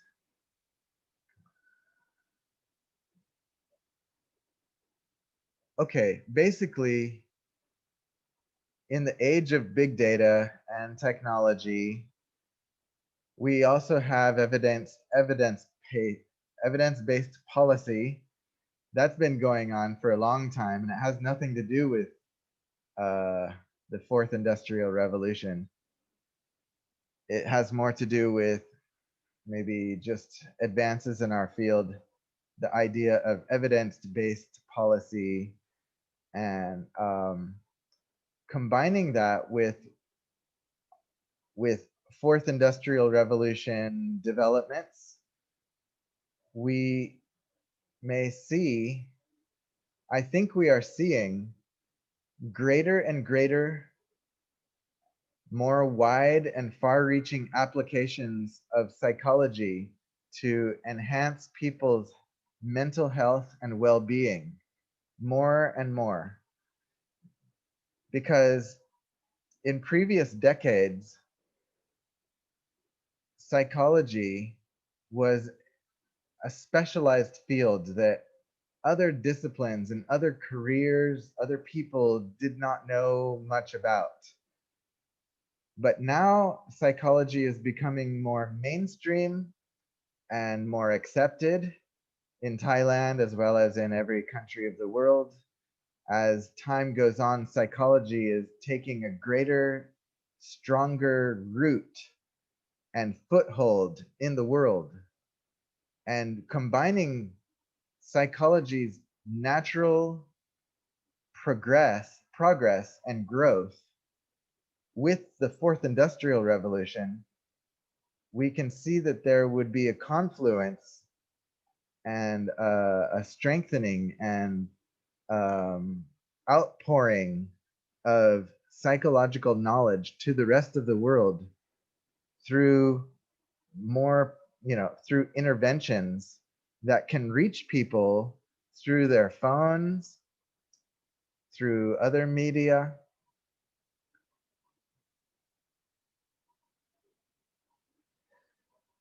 So we have good reasons to be hopeful and optimistic about the well-being of humanity in the future. Next slide, psychoevolution. Pharmacology is already quite common in contemporary culture because of this proliferation. Psychopharmaceutical research is a well-funded and technologically sophisticated domain of modern research. If you don't know, have you heard of Big Pharma? Have you heard of this? Big Pharma. No? Yeah, and some politics talk about like how the pharmacy community is rather shrewd, and depending on like the medication, they seemingly inflate resources because it's a supply and demand sort of deal. They have the money to create medicine, and as time goes on, they use less materials. It's cheaper, but they still either keep the original high cost or increase the high cost. I mean, Yeah. I remember seeing the increase in EpiPens, not because of the ingredients, not because of not because of research, because of some sort of taxation rule.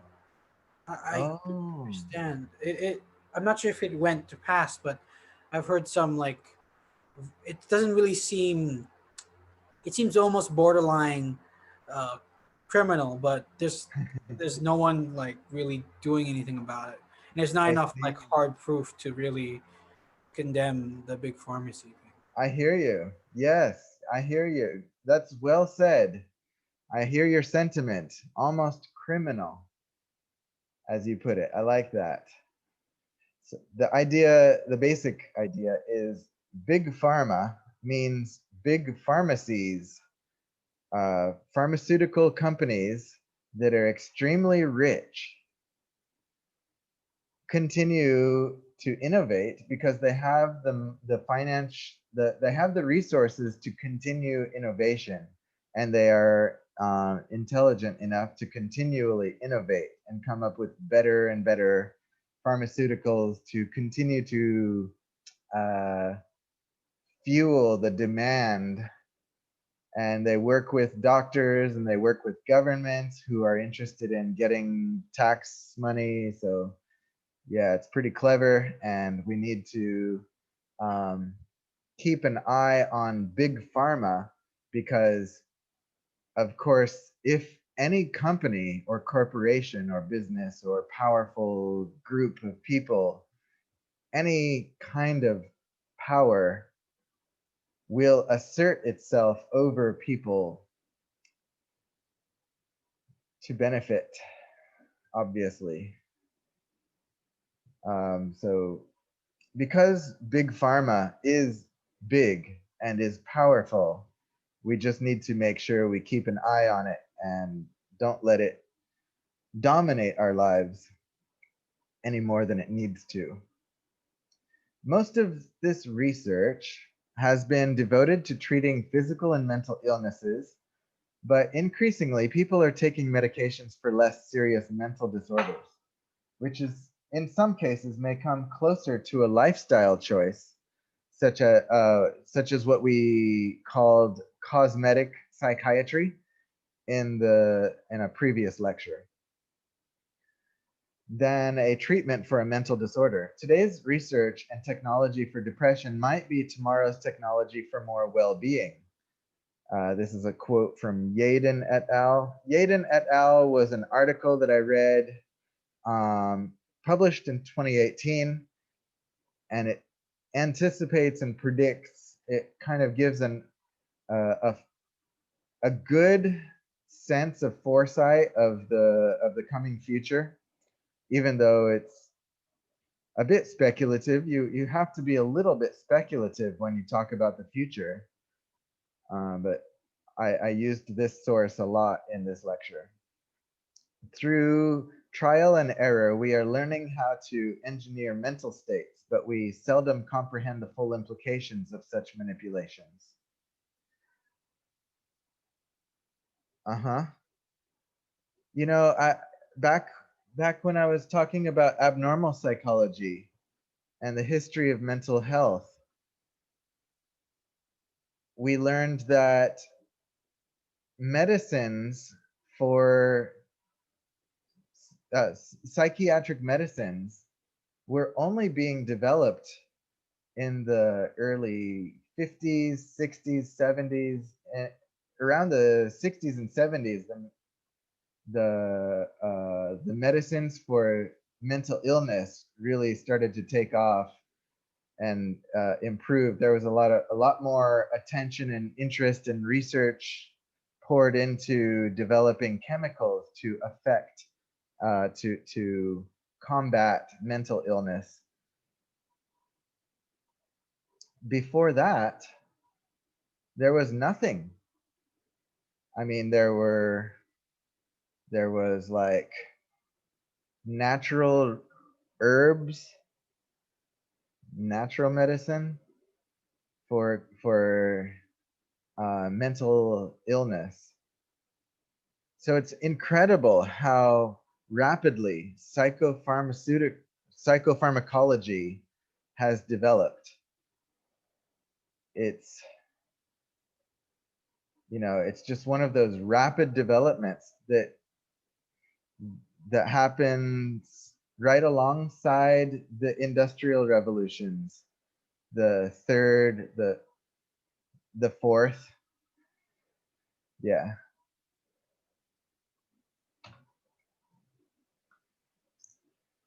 Various intensely altered and meaningful states of consciousness may be amenable to manipulation using these emerging technologies. To illustrate with one kind of mental state that has been shown to be highly associated with well-being, self-transcendent experiences are associated with increased connectedness and decreased self-salience. Several studies have shown that about 30% of the population completely agrees that they have felt at one with all things. Some of these experiences are counted among life's most meaningful moments, and psychopharmacology and non-invasive brain stimulation may make these experiences increasingly available. That's an interesting quote from the same article, Yaden et al. And here's another. An enhanced class could emerge that would amplify existing class differences among socioeconomic lines. Now that goes against what Elon Musk was predicting hopefully in that video we saw at the beginning. Elon Musk was hoping to democratize or see a democratization of technologies so that um,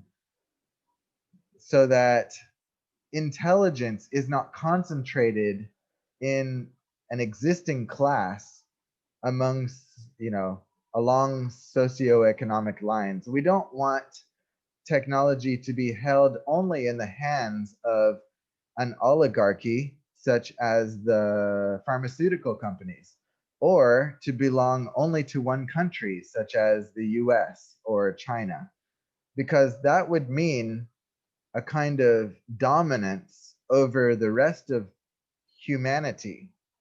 We don't want to see that. So Elon Musk and others are hoping for democratization.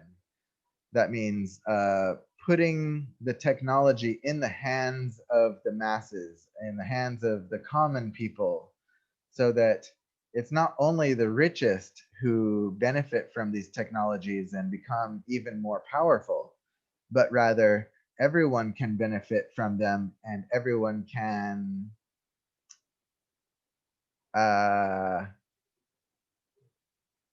you could say catch up or not be left behind, or at least benefit as much as possible from the technologies that are developed in the future, if they can participate in, if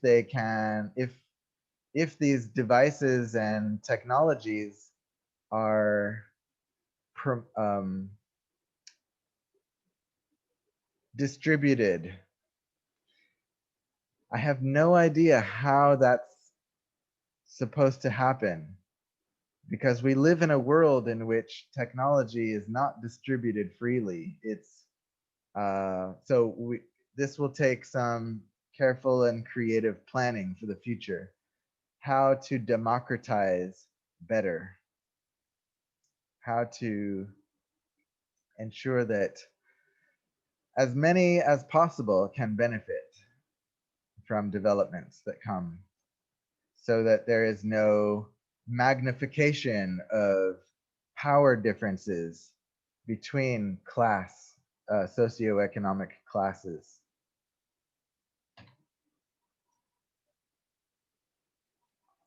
Next slide. Now I'm going to talk about the fourth industrial revolution from a transpersonal perspective. So this touches on our lecture from last week. Here's a quote from Patty Pampalis, who I saw her website and grabbed some good quotes and information there.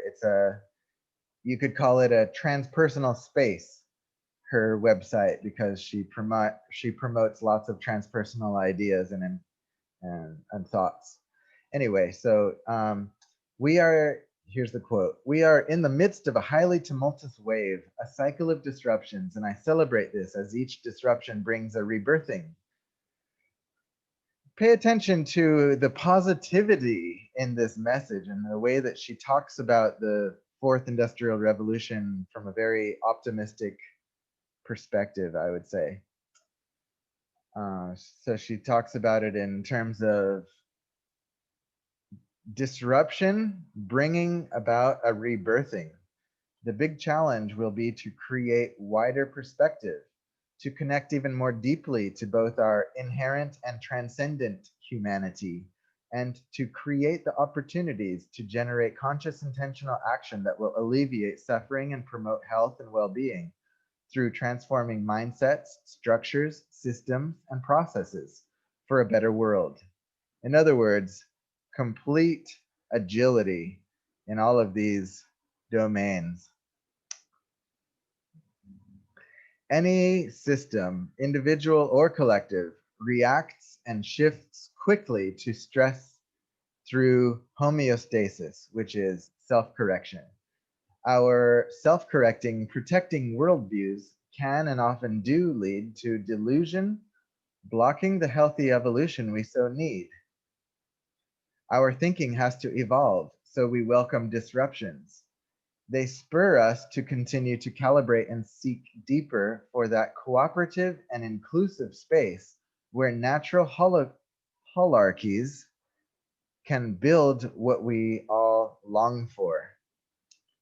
This has to be an antidote to those ego based, imposed hierarchies driven by self interest, power, and greed, which only benefit a few of the self selected in groups. I really liked this quote so much, which is why I put it here. First thing I want to explain about this quote is the word holarchies. Holarchies are like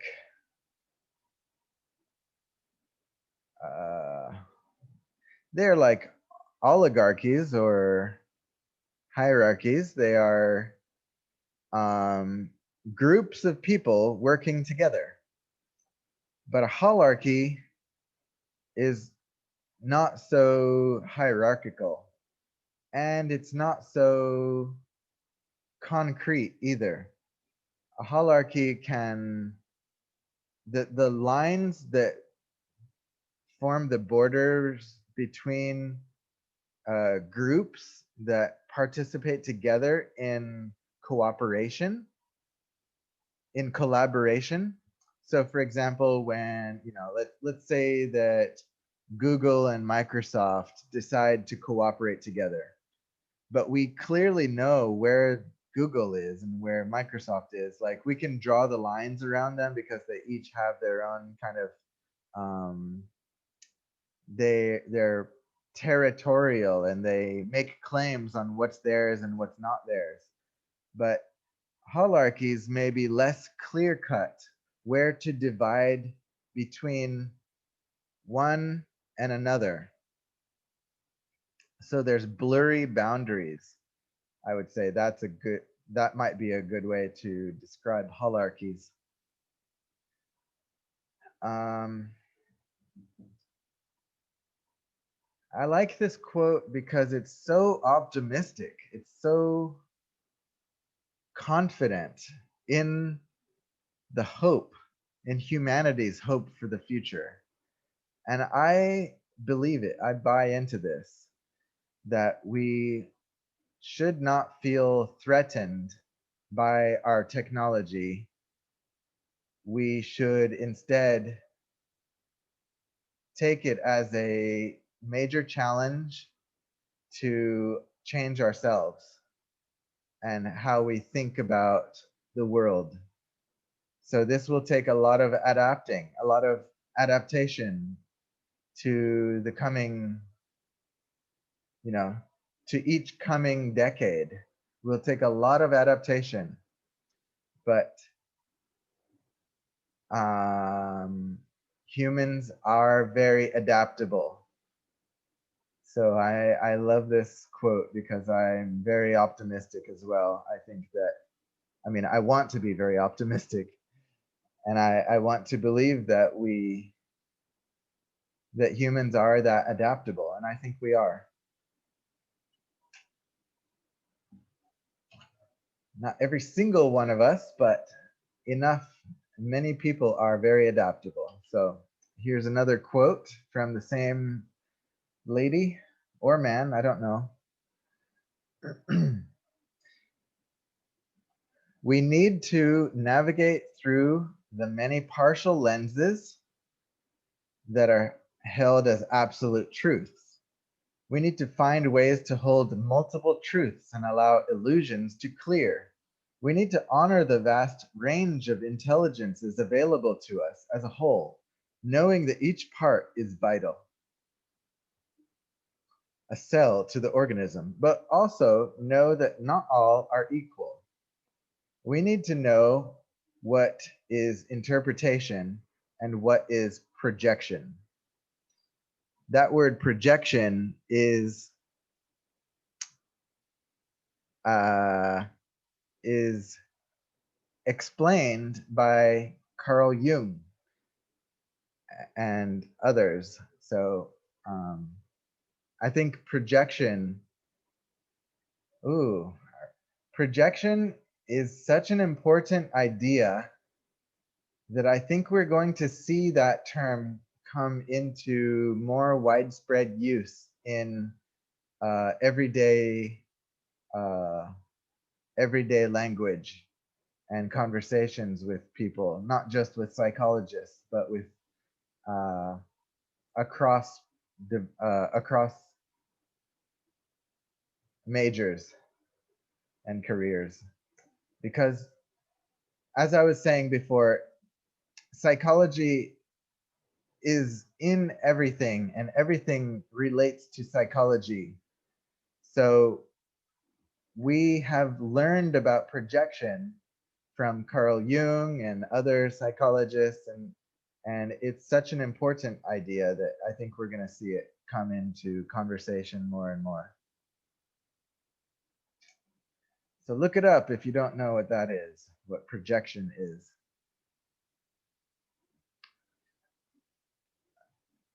We also are going to need to show that our differences are not the enemy. Our our limited unconscious shadow mindsets are the enemy. Again, there's a Jungian term. The shadow is Carl Jung talked about the shadow and taught about it, and we are still, I mean,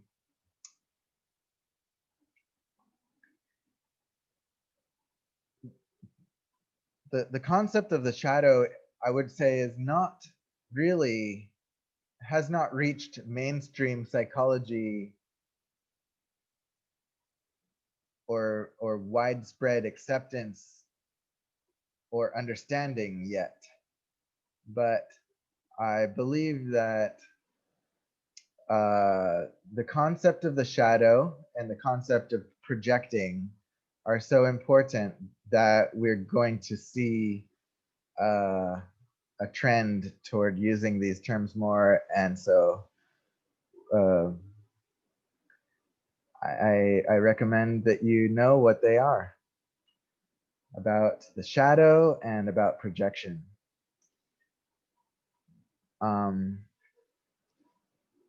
Okay, sorry for that little side note.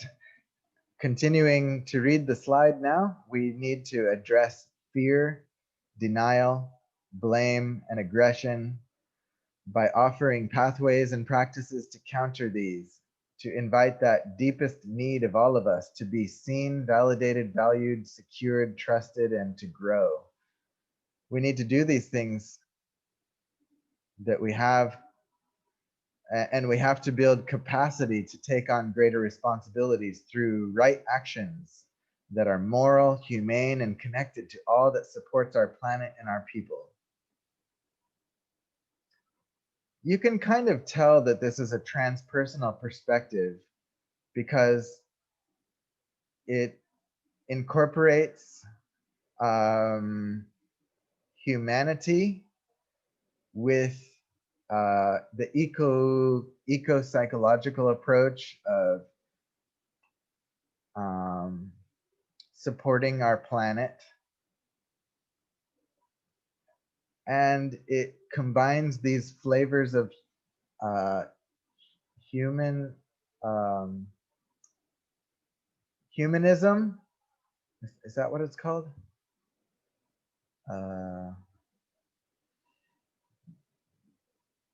the earlier influences of psychology. You can see them.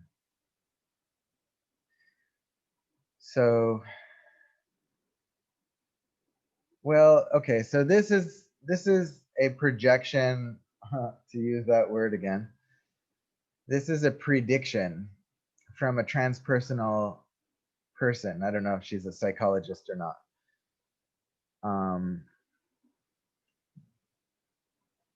So it is influenced by transpersonal psychology. We must evolve our minds to stay worthy. More transpersonal perspective here. Same person I'm quoting. There are a number of competencies. We will need to have the kind of coaching, support, and interventions that will help us assimilate, cultivate, integrate, and take action with ease.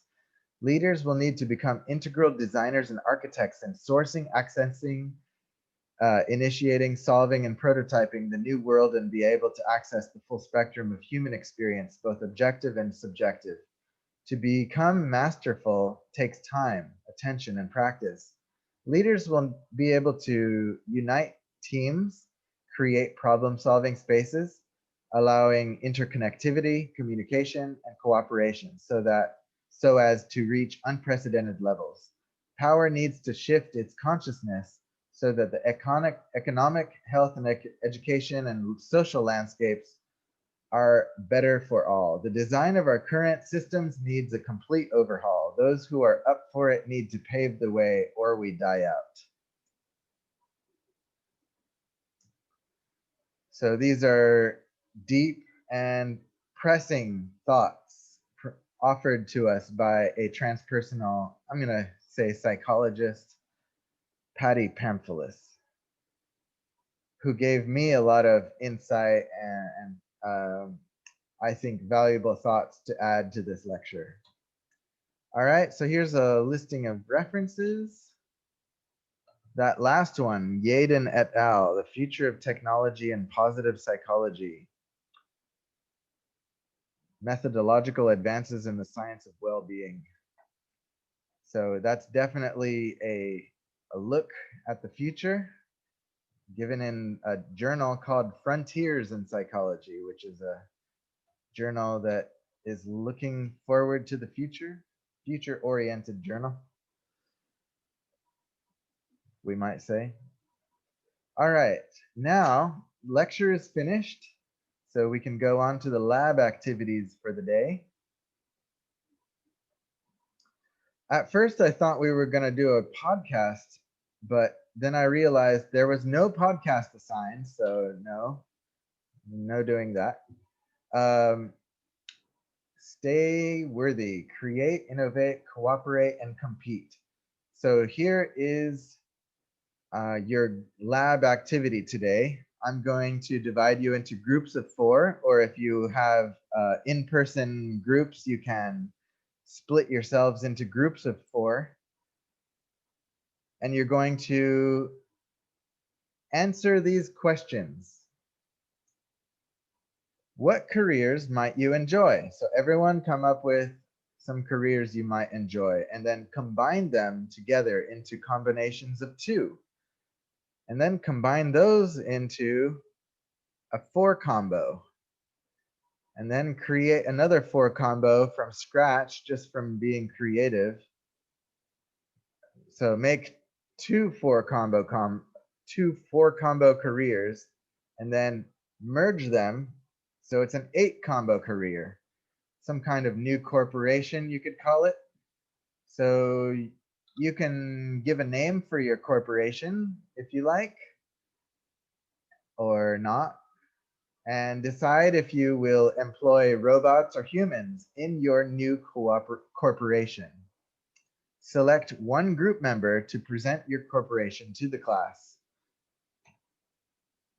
And then we'll have you share. I'd like to hear from some of the classmates. So after you share, then we can send you back to your groups to finish 2 more questions. Did your peers consider your corporation to be competitive or cooperative? What additional strategies would you recommend to individuals and businesses to stay valuable in the coming decades? Please submit one set of responses per corporation with members' names on it so that everyone can get credit. All right, so